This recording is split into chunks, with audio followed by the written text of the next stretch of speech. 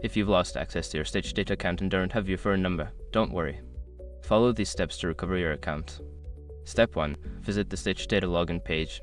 Go to the official Stitch Data website and navigate to the login page. Look for the option that says Forgot Password or Need Help Logging In. Step 2. Choose Email Recovery. Select the option for Email Recovery. You will need to enter the email address associated with your Stitch Data account to receive recovery instructions. Step 3. Check your email. Look for an email from Stitch Data in your inbox. This email will contain a link or instructions to reset your password or recover your account. Make sure to check your spam or junk folder if you don't see it. Step 4. Follow the recovery instructions. Make sure your information is protected first.